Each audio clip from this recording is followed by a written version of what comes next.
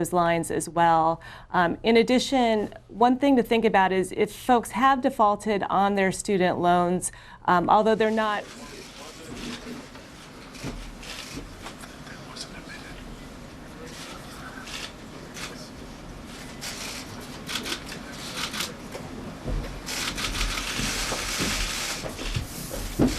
Welcome back. Great to see everybody. Thank you all for coming. It's great to see the interest is still there. I want to start off by noting that the President got off the phone just a short time ago with Canadian Prime Minister Trudeau to discuss the vicious attack on a Quebec City mosque last night. The President offered his condolences as well as his thoughts and prayers to the victims and their family and to all Canadians. This is another senseless act of violence that cannot be tolerated. The President also pledged to support the Canadian Police and Intelligence Service in any way necessary. Prime Minister Trudeau was extremely appreciative, and he was also cautious to draw conclusions on the motives at this stage of the investigation, and the President shared those thoughts. Canadian law enforcement officials are actively investigating this matter. We condemn this attack in the strongest possible terms. It's a terrible reminder of why we must remain vigilant and why the President is taking steps to be proactive rather than reactive when it comes to our nation's safety and security. We are, of course, praying for those injured in the attack and are keeping in close contact with officials in Quebec and Canada. We're moving into a quick recap of the events of the past few days. As you all know, the President had an extremely busy weekend. He followed up on his first week of action with a weekend of action. On Saturday and Sunday alone, the President spoke with 8 foreign leaders. He signed executive orders delivering on some of the biggest campaign promises that he made to the American people, and he met with staff to continue to plan another busy week. Also over this weekend, we carried out a very successful raid against al-Qaeda in the Arabian Peninsula, which resulted in the death of an estimated 14 AQAP members and the capture of important intelligence that will better enable us to counter and prevent future terrorist plots. Tragically, during this raid, the life of a brave service member was taken and 4 were wounded. Our thoughts and our prayers are with the family of this fallen American hero, and we also pray for a speedy recovery and complete recovery of those service members who sustained injuries. As a quick recap, on Friday, you saw the President's enthusiastic reception at the Department of Defense for the ceremonial swearing-in of Secretary Mattis as our Secretary of Defense. While at the Pentagon, the President also signed 2 executive actions to protect America from those who wish to do us harm. This focus on securing our borders and our homeland was obviously a major part of what the President campaigned on, and now he's doing exactly what he told the American people he would do. The President will always put the safety and prosperity of our country first and foremost. We kicked off Saturday by launching the weekly address, which debuted for the first time on Facebook Live. Nearly 11 million people were reached by the address online. Over 1.1 million people engaged with the post via comments, likes, and other interactions. And as of this morning, the video had been viewed almost 5 million times. And just as he did throughout the campaign, this is another example of the President being able to take his message directly to the American people. On Saturday, the President signed 3 executive actions on issues ranging from government ethics to national security. As part of the President's plan to drain the swamp in Washington and return power to the American people, he signed an executive order imposing strict post-employment rules on all federal political appointees, including a 5-year lobbying ban and a lifetime ban for foreign government lobbying, among other restrictions. The President continues to make it very, very clear that if you want to be part of a Trump administration, you're going to be serving the country, not yourself. The President also signed a memorandum modernizing the structure of the National Security Council and the Homeland Security Council. There's been a lot of misreporting this week about what this memo does and does not do. So let me walk you through this real quick. There's 2 issues at hand. One is the makeup of the NSC, and the other is the makeup of the Principals Committee. The Principal Committee is merely the NSC minus the President. The idea is that the chairman of the Joint Chiefs of Staff and the DNA are being downgraded or removed is utter nonsense. They are at every NSC meeting and are welcome to attend the principals' meetings as well. To be clear, the memo lays out that if there's a principals' meeting, that is outside their scope, for example, a domestic issue that doesn't pertain to the military, they're not required but certainly welcome to be in attendance. We recognize that certain homeland security issues may not be military issues, and it would not be in the best interest of the Joint Chiefs' valuable time to be at these meetings. Just yesterday, we called several outlets who were severely misreporting this topic to better inform them about what this memo means. So let me just walk through this real quick. This is the 2001 NSC stand-up memo. This is the 2009 memo. And then this one is I've got the 13 here as well, or the 2017 rather, right here. This is the language that consists of the national security team, the director of the Central Intelligence, and the chairman of the Joint Chiefs of Staff, as statutory advisors to the NSC, shall also attend NSC meetings. That is the identical language in 2017 as it was in 2009 when Obama drafted his. Verbatim, identical. The makeup of the Principals Committee from 2017 is exactly as it was in both 2017 as it was in 2001. 100% identical, except we add the word also. I think it's pretty clear that if you look at all three of these, that's what it does. To be clear, the memo just yesterday, we called that out. Starting with the membership of the NSC, as you can see here, the language that's part of the president's memo is identical to the language from President Bush's 2001. The only thing that's changed in this is the addition of the Director of National Intelligence as a position that didn't exist in 2001. For what it's worth, it's the same as Obama, save for the word also. In terms of the Principals Committee, as you can see from the various language here, and this is, I'll give you 2017 on the Principals Committee. This is the Principals Committee in 2017, and this is the 2001 Principals Committee. It is literally 100% the same. 2001 and 2017 are identical. So this idea that there's been a change or a downgrade is utter nonsense. With respect to the Joint Chiefs in particular, the President holds Chairman Dunford in the highest regard. The suggestion that he would downgrade the important role that the Chairman plays in matters of national security reveals a fundamental misunderstanding of the tremendous respect that the President holds for both the Chairman himself and the Joint Chiefs as a whole. For the record, I know someone tweeted out, where was the CIA in this? The CIA hasn't been part of the NSC since the DNI was sworn in for the first time in 2005. That being said, the President has such respect for Director Pompeo and the men and women of the CIA that today the President is announcing that he will amend the memo to add the CIA back into the NSC. So I know that there was a tweet yesterday from the former National Security Advisor that said, "Where is the CIA out of everything?" Well, I'd like to remind the former National Security Advisor that when the memo was drafted in 2009, I don't see the Obama administration including the CIA in theirs. It is President Trump that is including the CIA, not the former administration. So just to be clear, when it comes to the CIA, as you know, number one, it wasn't part of the restructuring of the NSC after the DNI was named and sworn in 2005.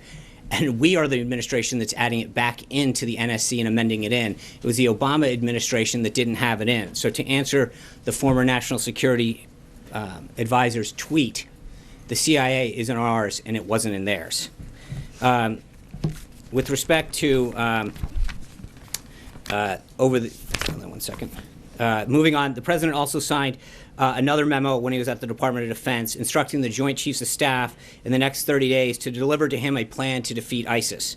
This comprehensive strategy and plan must include a recommendation to changes to any rules of engagement and other policy restrictions that exceed the requirements of international law regarding the use of ISIS, public diplomacy, information operations, and cyber strategies to isolate and delegitimize ISIS and its radical Islamist ideology, identification of new coalition partners in the fight against ISIS, and policies to empower coalition partners to fight ISIS and its affiliates. mechanisms to cut off ISIS financial support, including financial transfers, money laundering, oil revenue, human trafficking, the sales of looted art, historical facts, and other revenue sources, and a detailed strategy to robustly fund the plan. This presidential memorandum is a profound statement that the president's clear objective is to defeat and destroy ISIS, and that we're going to do it systematically. This is not only a necessary step for America's national security, it is also a humanitarian imperative. If ISIS is left in power, the threat it poses only grows. We know it has attempted to develop chemical weapons capabilities. It maintains a goal of recruiting homegrown terrorists, and its attacks against our allies and partners continue to mount. The United States must take decisive action, and the president is taking the necessary steps. Over the weekend, the president also held constructive phone calls with the heads of government from Australia, France, Germany, Japan, Russia, Saudi Arabia, South Korea, and the United Arab Emirates. During the calls, the president reaffirmed our partnerships and discussed strengthening our mutual defenses and interests throughout the world. The safety of the American people and the security of American homeland continue to be the president's top priority. His outreach to these leaders is a critical step in turning the page on the failed foreign policies of the past 8 years.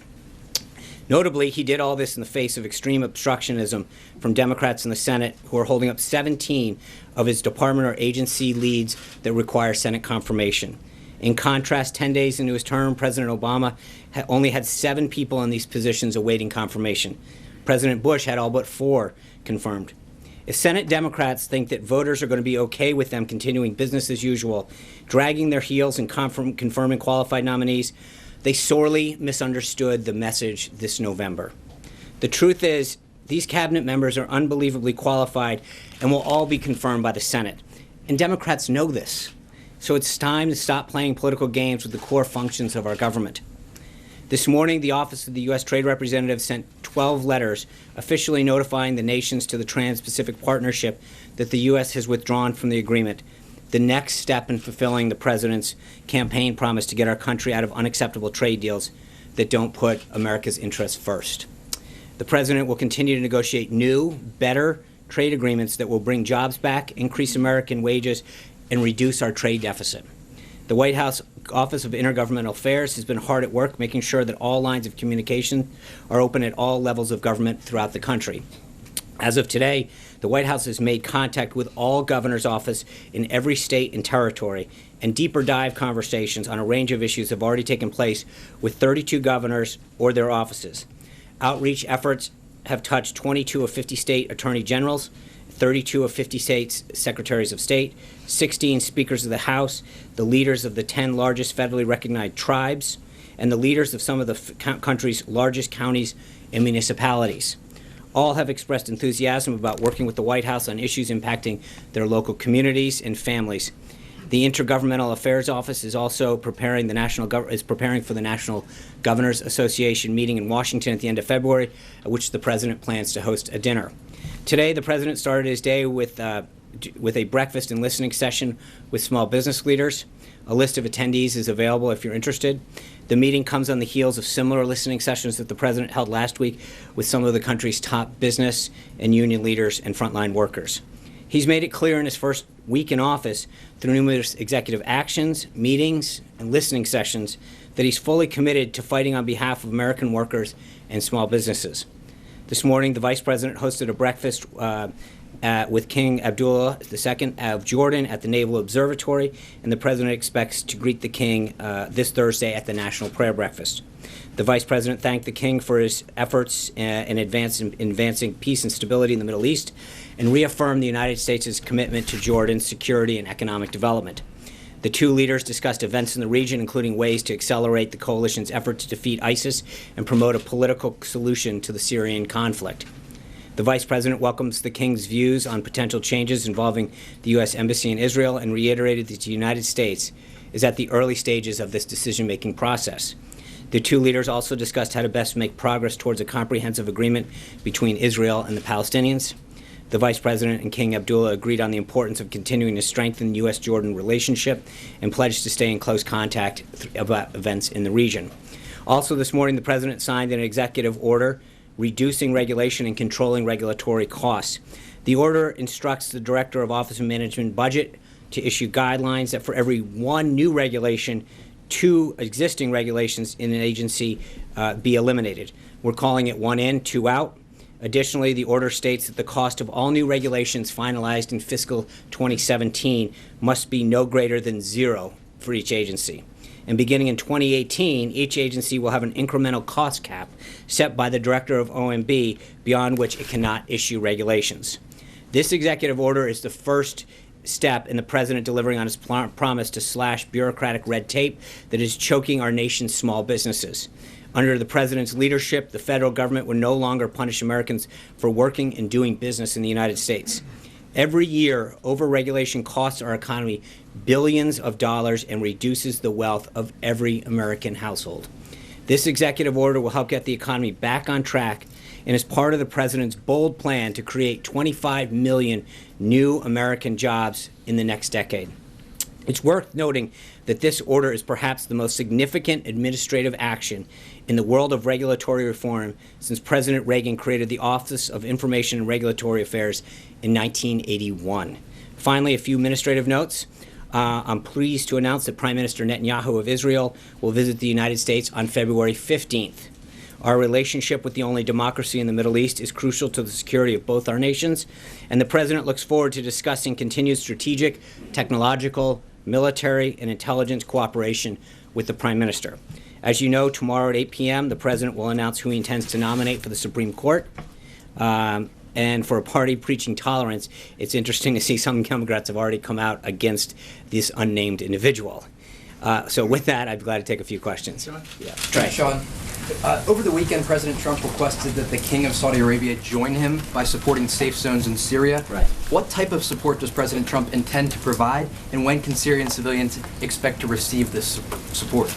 Well, I think it came up in several of his calls, and that's an important note that there is such strong agreement with how we address this problem, and you're seeing it from across the spectrum. It's important that we have stability in the region. And I think that the idea that this was an area of mutual discussion and agreement is important to talk when we talk about stability in the region. And so we'll have continued discussions on it. But I think that first step of getting both sides on the first page was a huge step forward. Yeah. Blake. Thanks, Sean. The president said today in that on-camera session with the business leaders talk about how the market has run up during the last couple of months. I want to ask you a question related to that. Today, coincidentally, happens to be the biggest market drop since October. And one of the uncertainties for investors is that tax reform might not get done this year. So my question to you is, can the administration commit to major tax reform in 2017? Well, it's a two-way street. And I think that you've seen a commitment from the president to fight on behalf of small businesses. That's what this regulation thing was today. I mean, it really can't underscore how important it is. Since 1981, we haven't seen anything of this magnitude to address the regulatory impact that small businesses face. We're going to continue to work with both houses of Congress, both the Senate Finance Committee and the House Ways and Means Committee, to develop a comprehensive tax plan. And I think that there's eagerness on behalf of Congress to do that as well. So that is a very promising thing. But I would also note that when you look not just at the ups and downs of a market, but you look at consumer confidence and a lot of the other market indicators, a Trump presidency brought a lot of confidence back to traders, to investors, more importantly to job creators. And you look at the number of individuals, the small businesses, the large businesses, the automakers, all coming in and saying to the president, I want to be part of your effort, your agenda to make the country better, to grow jobs here, to bring jobs back here. I think it's a positive sign, not just on the ups and downs of one day's market fluctuation, but the overall commitment that businesses have to want to work with this administration to add jobs, to create better jobs, to add benefits, to find out how the president can ease the regulatory burden they face. So it's a holistic process that is being undertaken. We'll leave the White House briefing for just a few moments as the U.S. House is about to gavel in for legislative work, and then we hope to return to Sean Spicer. The prayer will be offered by our chaplain, Father Conroy. Let us pray. Loving God, we give you thanks for giving us to want to work with this administration to add jobs, to create better jobs, to add benefits, to find out how the president can ease the regulatory burden they face. So it's a holistic process that is being undertaken to unleash the American economy. And it's the approach that he's taking not just in small businesses and large businesses and with union workers, but he's looking at the energy sector. How do we unleash America's natural resources, not just to help us make us more energy independent, but how do we do that to create good paying jobs in America as well and get that economic boon that can come out of it? April. Sean. Two questions. One, how important is national security information to you? How you're saying that they're at the table and they can come to the table if they want at some meetings. No, that's not what I said. Just to be clear, okay. I don't think I can underscore this enough. What we're saying is nothing has changed. We've in fact added and grown this. The director of national intelligence and the chairman of the Joint Chiefs are by statute part of the NSC. Full stop. What we've done is made sure that on issues of homeland security and domestic policy, they are always welcome to attend, 100%. However, if the issue is on, pandemic flu or other domestic type natures that don't involve the military, it would be a waste of time to drag the chairman of the Joint Chiefs staff over. If he wants to attend, he's part of the committee, he can come anytime. So to try to talk about downgrading or not take this seriously is a misreading of this. It's really a disservice. And I think that for those people who took the time to read it, they understand that. But I've seen so much misreporting all this weekend about downgrading this individual or upgrading. The language could not be clearer. It is 100% identical. And so any misreading of it otherwise is a spread of misinformation. It's plain and simple. Okay, so you're saying they're at the table. No. I'm saying they've always been at the table. And they continue to be, and that he has a tremendous amount of respect for him. And so any reporting otherwise is a misunderstanding of it 100%. Let me ask my question. Okay, they're at the table, but how important are their suggestions or their statements to this administration? Unbelievable. When you look at Secretary Mattis was in the Oval Office, he was on the phone with CIA Director Pompeo this morning. He values their opinion. I don't think you can express in words how much respect he has, whether it's Chairman Dunford, General Mattis, General Kelly, Director Pompeo. All of these individuals, I think he's shown through deed and action and word how much he cares about them. The first stop he made was to the CIA because of how much he values the work that they do and the respect that he has for them. So I really don't know how much more he can do to show how much he values them. And then my second question, my last question. We're not going anywhere. When you talk about these 7 countries, these Muslim majority countries, I'm talking to a former official in the Obama administration from Homeland Security. They're saying that what you're doing is very different from what they did, and it's much more restrictive. What do you say to that? We're going to put the safety of Americans first. We're not going to wait and react. As I said in the statement, the president's going to be very proactive with protecting this country. We're not going to wait till we get attacked and figure out how we can make sure it doesn't happen again. He's going to do everything in his power to stop every threat that we face in this country and every potential threat. And that's the key point in this. How do we get ahead of threats? How do we keep America ahead of the curve when it comes to people who want to do us harm?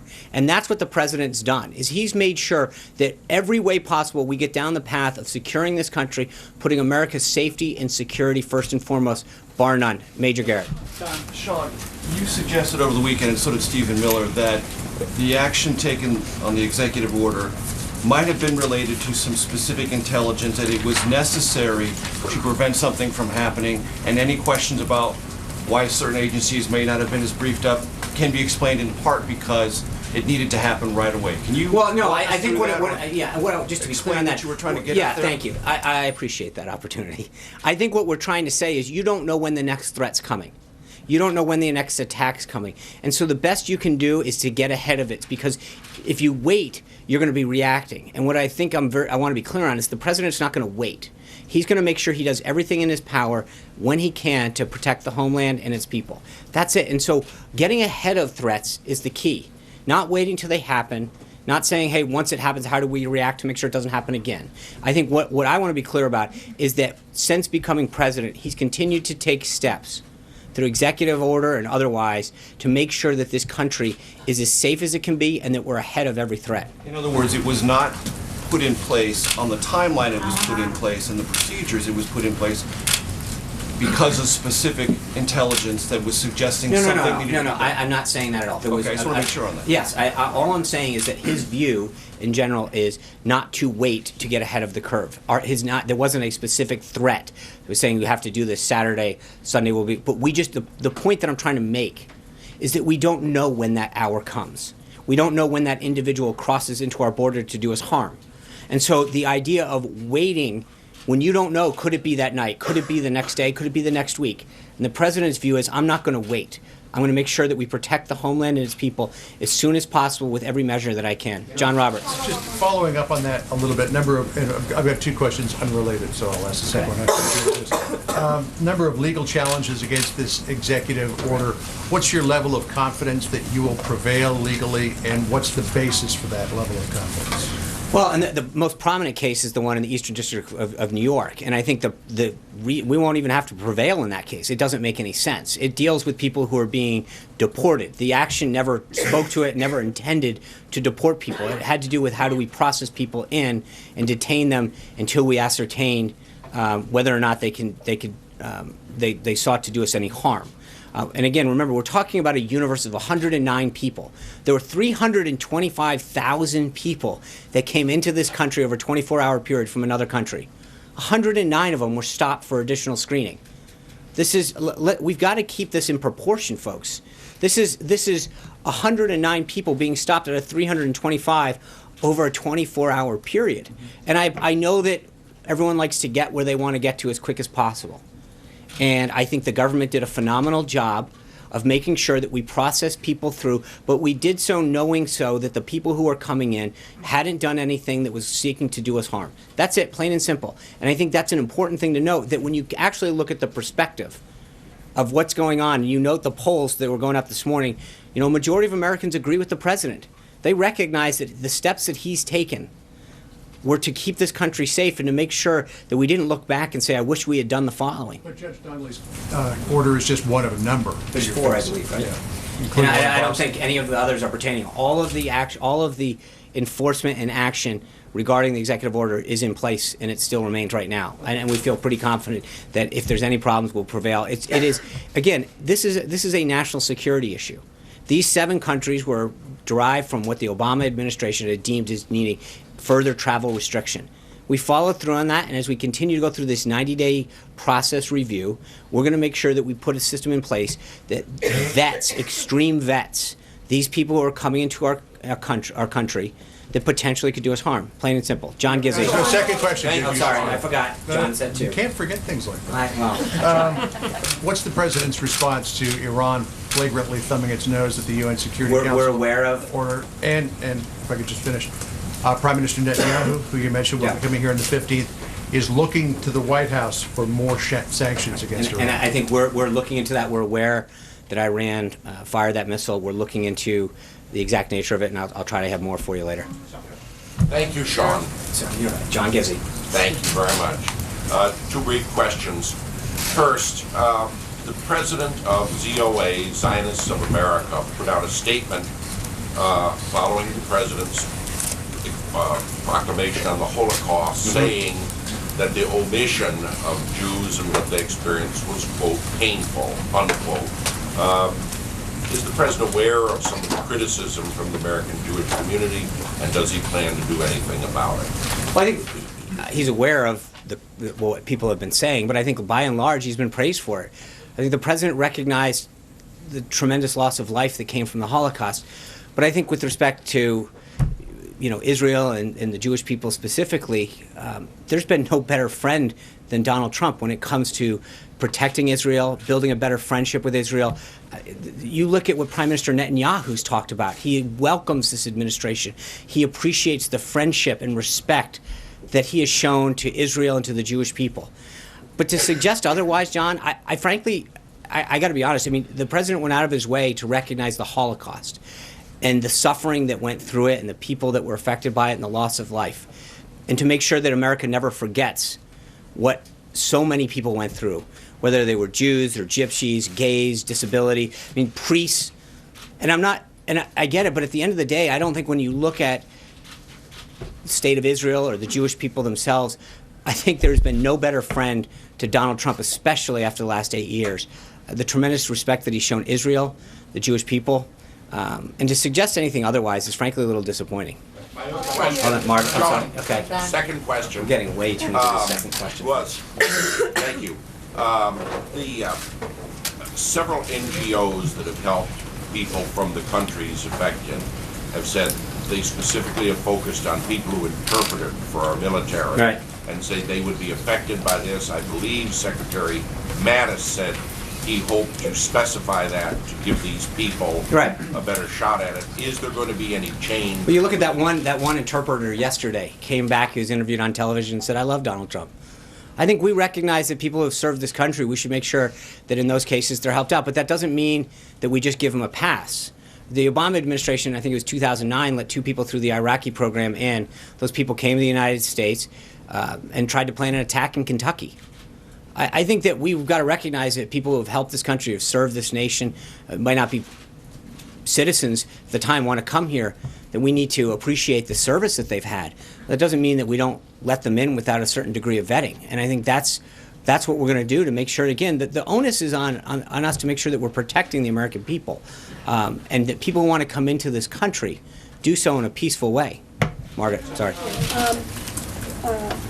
In a departure, I'd like to ask you about Dodd-Frank. President Trump said this morning he's going to do a big number on Dodd-Frank, and I wanted to know what's the time frame for the big number? Is this legislation that you're looking at teaming up with Republican lawmakers on, or do you think that the big number can mostly be handled through an executive? I think we're continuing to work with the Legislative Affairs team on that. I think today what you saw was the first step down the path of regulatory relief to our nation's small and large businesses as well.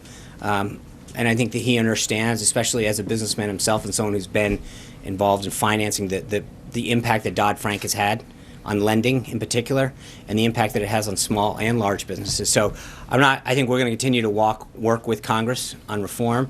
And we'll have more for you on that at some point in the future. Hey, Sean, I'm sorry. Okay, we're doing 2 for a day. So. Oh, that's great. Okay. I'm wondering, do you expect an EO on H-1Bs as part of all this coming anytime soon? And also, I just wanted you to be aware that President Obama, through his spokesman, has now issued a statement on the executive order. Okay. Thank you. Sure. I think with respect to H-1Bs and other visa, it's part of a larger immigration reform effort that the President will continue to talk about through executive order and through working with Congress. But you've already seen a lot of action on immigration, and I think whether it's that or the spousal visas or other type of visas, I think there's an overall need to look at all of these programs, and you'll see both through executive action and through comprehensive legislative measures a way to address immigration as a whole and the visa program. Zeke. Since we're doing 2, I got 2 for you. On the NSC reorganization, with regards to the President's chief strategist being on the NSC, that wasn't something that existed certainly in President Obama's tenure. Can you talk to what does that speak about Mr. Bannon's role within the White House, within the policy decision-making structure? Well, let's be honest. I mean, David Axelrod walked in and out of NSC meetings quite frequently, by his own account and by several of your accounts. What this shows is that this administration is being rather transparent, that it's putting on the people out in the public who's going to be going in and out of those meetings, not just letting people go in willy-nilly. I think it shows that this administration is trying to make sure that we don't hide things and wait for them to count after the fact. So it recognizes the role that he's going to play. But Steve's not going to be in every meeting. Like Axelrod, he'll come in and out when needed. But I think we wanted to be upfront about it and make sure that was stated so it wasn't a story when he did. Yep. I'm sorry, I forgot. Yeah, sorry. Just on the Yemen strike from over the weekend, can you talk a little bit about the President's personal involvement? I mean, this seems to be the first sort of major order he's given. And separately, does he intend to speak with the family of the fallen service member? Thanks.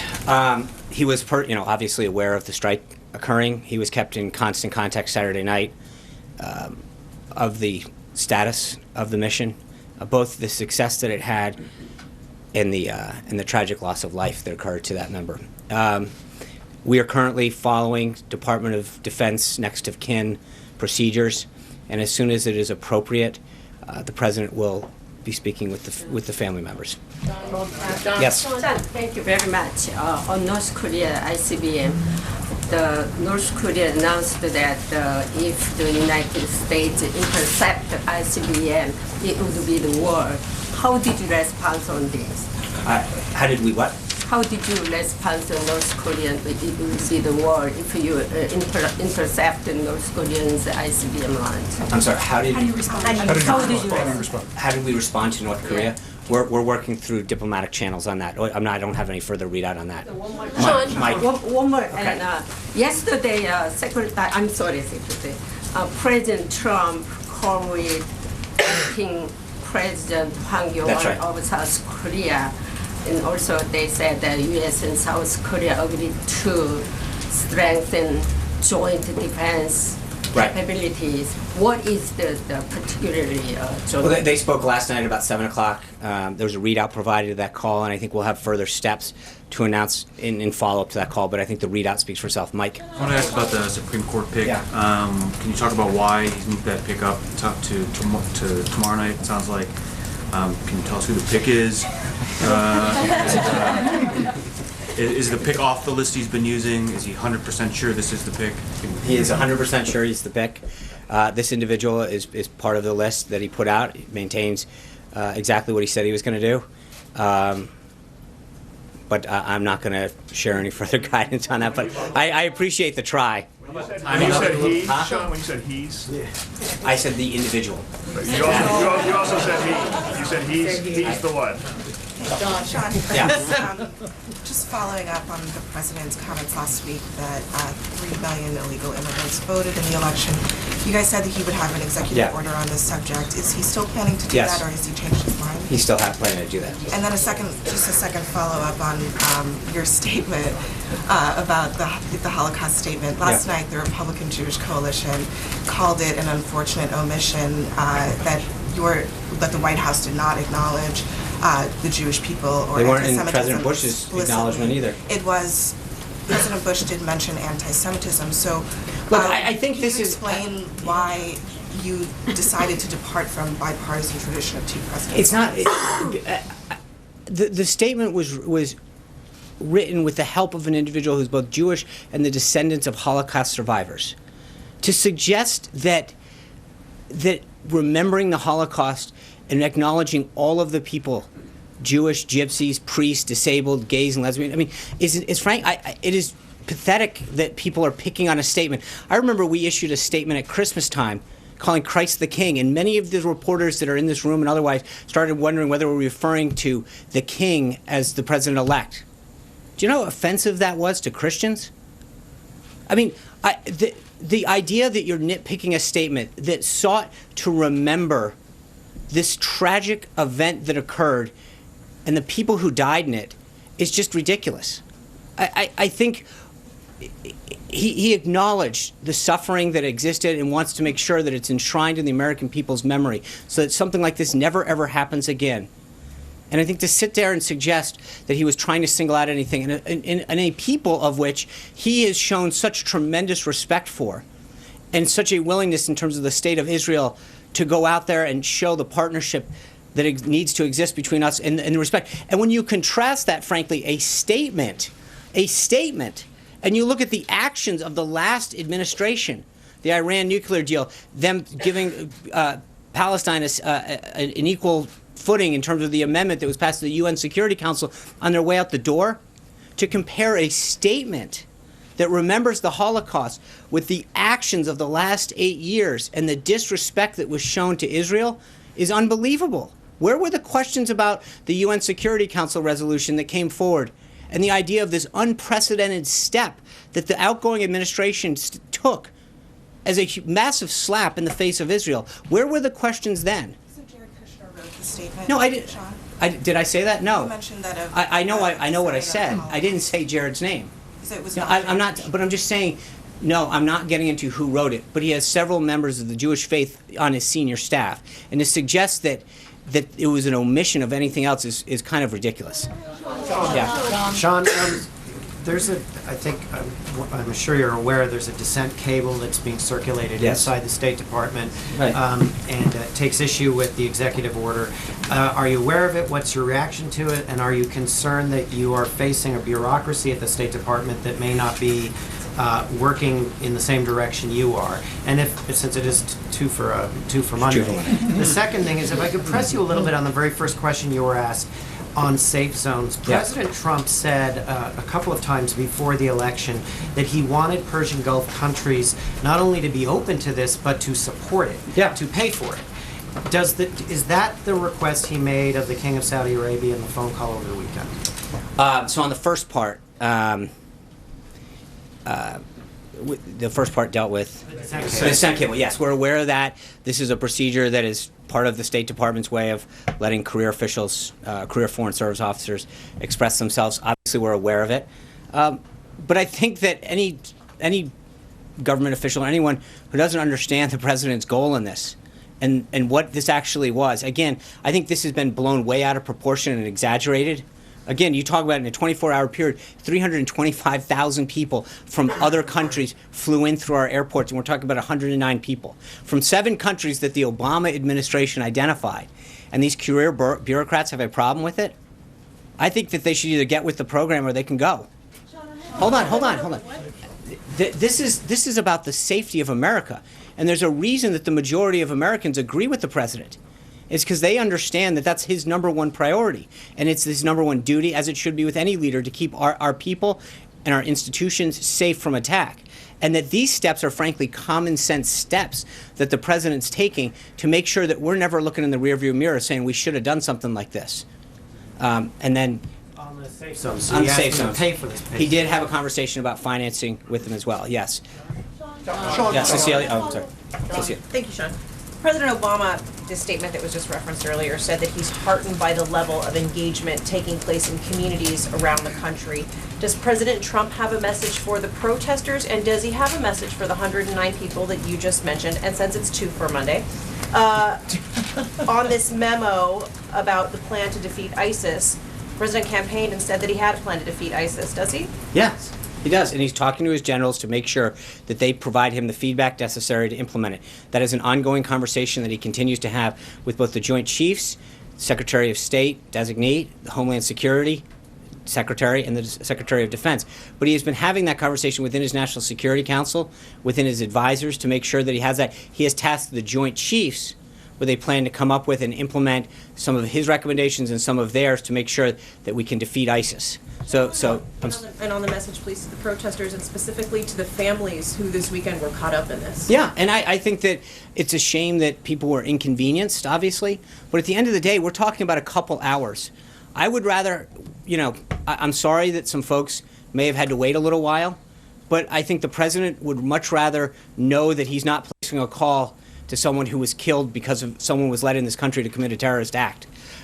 So if you weigh the calls that we have to have, someone being temporarily inconvenienced coming into an airport, and I think when you do talk to some of those people, as I mentioned, a couple of them were interviewed and said, we understand that the president was doing this in the best interest of the country. Look, coming into this country is still a privilege. We're the greatest country on earth. And being able to come to America is a privilege, not a right. And it is our duty, and it is the president's goal to make sure that everybody who comes into this country, to the best of our ability, is here because they want to enjoy this country and come in peacefully. And so he takes that obligation extremely seriously. And so, hold on, I'm just going to finish Cecilia's question since she's so good on the second one. That to make sure that somebody is inconvenienced a little. And people experience this all the time, sometimes going in and out of TSA. We have to wait in lines too. But we do so to make sure that we're getting on a plane to make sure that we're going to a destination, not committing a nefarious act. I think that the safety of our country, the safety of our people, is always going to be at the forefront of this president's head. And this is where he wants to go. And so, again, I think that we've got to keep all of this into proportion. We had 109 people that were temporarily detained. They're all in. But they were temporarily detained to make sure that the safety of the other 324 million Americans was put first. I don't see how that's a big problem. Follow up on the extreme vetting. Yeah. Advocacy groups are saying that we already have extreme vetting. It takes anywhere to 18 to 24 months for people who are applying for asylum or refugee status to go through that vetting process. So how do you justify making it even more extreme? And I think that's also, what do you plan to add more countries to the list since some It's of a the 90-day 9/11 review period. terrorist Yeah, it's a countries- 90-day review period. And if you've got other countries, please let us know.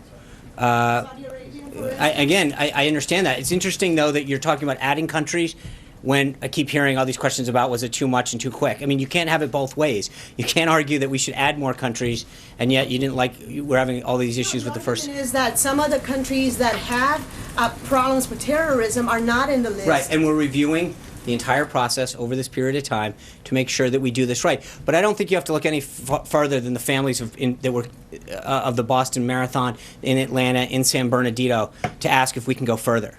There's obviously steps that we can and should be taking, and I think the president is going to continue to do what he can to make sure that this country is as safe as possible. What about the vetting process? Sean, last night we were told by senior administration officials that top immigration staffers on Capitol Hill and other offices were involved in drafting the executive order. That doesn't jive with the reporting that we're hearing from offices that they weren't involved. So can you say which offices? So you're talking offices that weren't involved, but we're talking to many offices on Capitol Hill. So there's 535 offices plus territories. Well, you talk my to them question all? for you is which I'm not members under were an involved? obligation just because you called one of 535 offices to tell you which ones we talked to. As was told to you last night, there were staff from appropriate committees and leadership offices that were involved. Yeah. Thank you. Go ahead. Thank you very much. Two questions, please. One, on behalf of the Indian American community, they are thanking President Trump for the cabinet level post of Ambassador Nikki Haley. Right. Question is that under President Trump administration, you think India will be the member of the UN Security Council, and what changes you think we can see at the United Nations? Well, obviously the president's very pleased with Ambassador Haley being confirmed and spending her first week up there in New York. She's going to do a fine job representing us. And I'm not going to get any further with respect to seats on the Security Council. And second, my yeah, question. Of course. Thank you, sir. As far as President Trump and Prime Minister Modi, they spoke 3 times since President Trump's victory to make America great again. My question is, both leaders, I understand, are on the same boat because thinkings are same. What my question that how both will work as far as U.S.-India relations are concerned, and India is waiting to welcome President Trump. Well, I appreciate that. They had a great conversation the other day, and the relationship between the two countries has continued to grow stronger in this country. Yes? Thanks, Sean. Yeah. First one to follow up on Zeke's question. My understanding is the wheels were already in motion on this raid over the weekend, but did the president specifically have to okay it? He did. Yes, okay. He okayed it. And then there's a report in The Independent in the UK that the president plans to withdraw from the Paris Climate Agreement within days. Can you confirm that? Or I don't have anything for you on that. I'll get back to you. Yeah. Yes, I have 2 on immigration. Okay. 2 on immigration. The first one is that the president always says he's a great counterpuncher, but he attacked Senator Schumer this morning over fake tears. He said it was 95% basically that he had shed fake tears over the weekend. But Senator Schumer did not attack President Trump. He went after his policy. Was this gracious of the president? Look, I think the president's tweet speaks very clearly for itself. He knows what he's taught. He understands Senator Schumer. I think Kellyanne pointed out this morning. You know, where's Senator Schumer's tears been for all the other problems that are going on in this country, for the homeless, for the people throughout New York that are starving for jobs? It's interesting that in 8 years, with all the stuff that's going on in this country in terms of crime and the economy, I haven't seen too many tears come from Senator Schumer. So, you know, and then my other question is, you said it's been 109 people. Yeah. But the Associated Press is reporting that the congressionally approved program by which 300 Iranian Christians, Jews, and Baha'is who are at threat of persecution in that country were coming to Austria as a way station to come to the United States have been blocked from coming to Austria. Right. So 109 were detained in the U.S. But that's temporarily. another 300 who have been blocked from coming. Okay. So that's 409. No. That's not what I said. So I said there were saying there's 109 an people additional detained. Hold on. 300 Let me answer people. the question. There were 109 people detained in the United States. They were processed through in a way to make sure that they weren't causing anyone in the United States harm. They were processed right through the system just as we're. That's what I said. That's exactly what happened. Scott. Yeah, Sean, what's your level of concern about any kickback from some of these countries that are on that list of 7 as far as how relations may work in the future? And some people obviously are critical of the fact you have countries like, for example, mentioned Saudi Arabia or Afghanistan, where we have had attacks on U.S. soil with connections to those countries. So do you foresee those being added? So are you asking what is our concern with their reaction to us? Yeah, absolutely. Yeah, look, I think the president's number one goal is the protection and safety of the United States and its people. If they want to act in a way that's inconsistent with their concerns, then that's up to them to do as a sovereign nation. But it is our duty, and it is his duty, to make sure that this country and its people are protected first and foremost. Yes, sir. Sean, the LGBT group, the Human Rights Campaign, has issued a statement saying that, citing rumors that President Trump is about to sign a religious freedom executive order that would undermine LGBT rights. Is the president considering any kind of religious freedom order? I'm going to get ahead of the executive orders that we may or may not issue. There's a lot of executive orders, a lot of things that the president has talked about and will continue to fulfill, but we have nothing on that front now. Denying it, then, essentially. Any chance of the 90-day ban being extended indefinitely? Right now, it is what it is. The executive order calls for 90 days to review the 7 countries. And again, at the end of that, we'll see where we go from there. But for right now, that's the goal of this. And then on the Supreme Court, I don't believe you answered this question earlier. What was the reason that President Trump decided to move up his announcement from Thursday night to tomorrow night? Because he wanted to. Was it a way? I mean, was no. This is like flip this script because here. he wanted to move it up. He was ready to go. He made his, as he mentioned on Friday, he was making his decision. He made the decision, and the president chose to go with it. It's plain and simple. There's really nothing more. Daniel.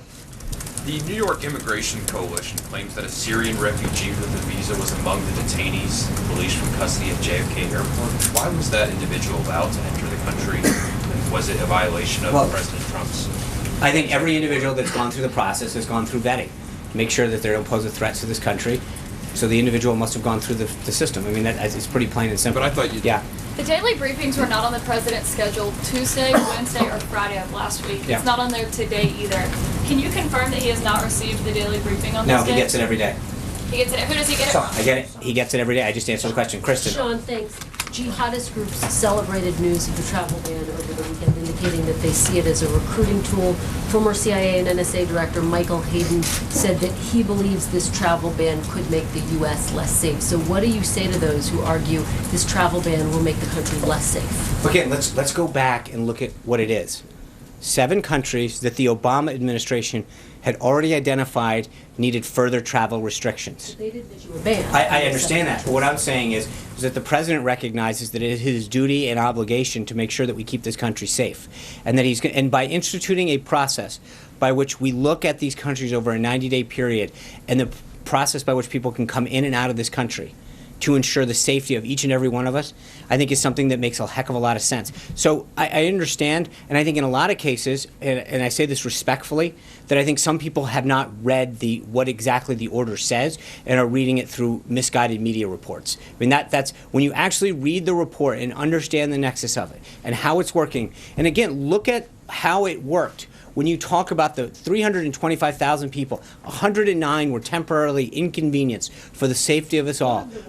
From Iran for 5 hours. And they were processed through, Kristen. That's the process. I get the point is that you can go through and nitpick and say, okay, well, this individual is, but that's why we slow it down a little, and to make sure that if they are a 5-year-old, that maybe they're with their parents and they don't pose a threat. But to assume that just because of someone's age or gender or whatever, that they don't pose a threat would be misguided and wrong. Let me just ask you about the rollout as well.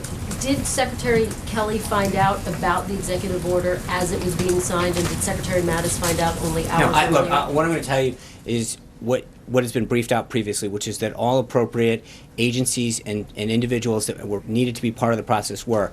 Everybody was kept in the loop at the level necessary to make sure that we rolled it out properly. Vivian. Respond to the former president? On that note, how much how well were those departments briefed? I mean, you just said yourself that the president is willing to act very quickly when he has to keep the country safe. And so is there a lesson to be learned from what happened last week in terms of maybe better preparing the departments that are relevant? Well, again, right. I understand the question that you're asking, but there's two things that have to get cleared up. One is if we announced this a lot earlier, it would have given people plenty of time to flood into the country who could have done us harm. That's not exactly a sound strategy, right? So the people that needed to be kept in the loop were kept in the loop. The people that needed to be briefed were. And if you, again, I think that this is largely overblown. When you look at the context of how big this was and the number of people that got caught up, it's relatively minor as a percentage of the overall total. So when you look at how this worked on a Saturday, 109 people out of 325,000 were slowed down going in. I truly believe that it is being blown out of proportion, the extent to which this actually was, and for what it did. And I think, frankly, government functioned very well. We made sure that the people coming in weren't coming in to do us harm. We made sure that the people who said that they went back to a country that was one of those 7 did so without any intent to do this country or our people harm, and they all got in after the screening. The system actually worked really well. I mean, that's the takeaway from this, that the system worked well, the country is safer for it. Sean, do you want to respond to the former president? Can you answer how many, I know you said 109 over the last 24 hours, since the executive order. How many went through since that 24 hours, have been detained for a number of hours? I don't, to my knowledge, I can try to get you that number. I don't believe it's many. The idea was those were the folks that were basically caught in transit when the executive order was issued. Then it becomes a prospective thing that they're applying through their country. So, again, it almost should be a minimal amount, if any, because that primary initial wave were the people that were in transit when the executive order was executed. The rest of them weren't allowed to actually enter back and are going through the process through the consulate and regular system. So it is actually a pretty easy way of ensuring that the system worked well. Yeah. Just to clean up something you said earlier in the briefing, you said with respect to the career diplomats at the State Department who disagree and are signing this cable that they should get with the program where they can go. Are you suggesting they should resign their post? Well, I'm just saying that the president has a very clear vision. He's been clear on it since the campaign. He's been clear on it since taking office, that he's going to put the safety of this country first. He's going to implement things that are in the best interest of protecting this country prospectively, not reactively. And if somebody has a problem with that agenda, then they should then that does call into question whether or not they should continue in that post or not. But the president was elected, and I think, again, look at the polls that have come out so far. The American people support what the president's doing. Everyone in here needs to get out of Washington once in a while and go talk to people throughout America that are pleased that this president is taking the steps necessary to protect this country. And so I do look. I know the president appreciates the people who serve this nation and the public servants. But at some point, if they have a big problem with the policies that he's instituting to keep the country safe, then that's up to them to question whether or not they want to stay or not. But I do think that, again, you got to remember the goal of what the president's doing. David Brody. So what's the president's message, Sean, to Senate Democrats who have clearly signaled their intention to filibuster his Supreme Court nominee? What is the president's thinking? It's not just the president's message. I think the American people's message. They want change. They wanted bold, decisive leadership. That's what they voted for in Donald Trump in November. And I think for Senate Democrats to look at this opportunity after the election to slow walk and play political games with these people who are unbelievably qualified to lead the candidates, or the choice that they've made before. I mean, think about this. He met with a bunch of Senate Democrats to talk about the qualities they want in a judge. And before they've even heard who this individual is, you've got some of them saying absolutely no. I mean, that just shows you that it's all about politics. It's not about qualification. The president has a right to have his nominees taken up. That is part of, and so for them, it is going, the default used to be unless qualified, confirmed. And it is now going to always no. And I think that's a pretty sad message, not just what they heard from the president, but I think that they heard loud and clear from the American people. And especially if you think of where the Democratic Party has gone in the last 8 years. They've lost seats at every level. They were supposed to take back the Senate. They didn't. The Republicans did very well in the House. We won the presidency. The president won 9 of 13 battleground states, 33 states overall, 2,600 counties. The message came through loud and clear that the American people wanted decisive leadership. They're getting it. I think if you're a Senate Democrat, you've got to wonder whether or not you're getting outside of Washington enough. Thank you guys very much. I'll see you tomorrow. Respond to President Obama. I'm Brianna Keeler, and we have just been watching the White House briefing. A lot here to digest, so I want to bring in Gloria Borger as well as Pamela Brown. And you heard there, Gloria, that there was this defense very much of this travel ban. And also, I should say, we do have some breaking news that President Obama has put out his first public statement since leaving office. I want to actually start with that, Gloria. We have this here.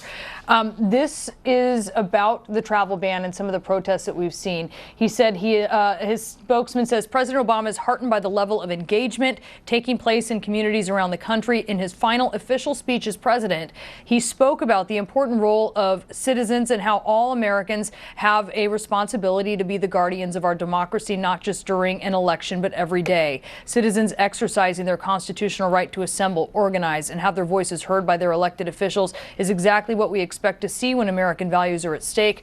With regard to comparisons to President Obama's foreign policy decisions, as we've heard before, the president fundamentally disagrees with the notion of discriminating against individuals because of their faith or religion. This is significant, Gloria, that here we are less than 2 weeks into the Trump administration, and the former president has weighed in. Right. I mean, President Obama had told us quite forthrightly before he left office that there were a few things that he would engage on.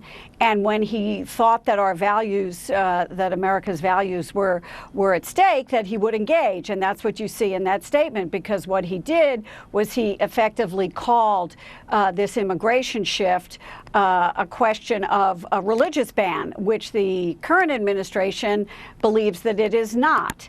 And so now you have a former president, less than 2 weeks, weighing in on the current president, which, by the way, is something that President Obama, as you know, would rather not do, since it was he really appreciated the way George W. Bush behaved when he became president, and that is that he kind of sat back. But I think it's very clear that that Obama feels quite strongly about this. And what we heard from Sean Spicer today on this immigration ban was that he believes that the reaction is completely overblown. And I think he would probably believe that Barack Obama's reaction to it is overblown. He seemed to think that everybody was exaggerating the issue over the weekend, that only 109 people had been detained, and that was surely worth the safety, as he put it, of 324 million Americans. So he thinks that the impact has been blown way out of proportion and exaggerated. And that is the fight that we're going to have. And now the former president has just weighed in on it. And he also said, with regard to comparisons to President Obama's foreign policy decisions, he's talking about the 2011 pause that we saw, that actually a lot of administration officials from the Obama years say that wasn't actually a pause. There were Iraqi refugees who were coming in. They were just getting more stringent vetting, and they are rejecting totally outright that comparison there that we've heard the Trump administration use. So, Pamela, to you, because I know you have some new reporting here about how officials and departments who really should have been looped in on this travel ban were caught off guard.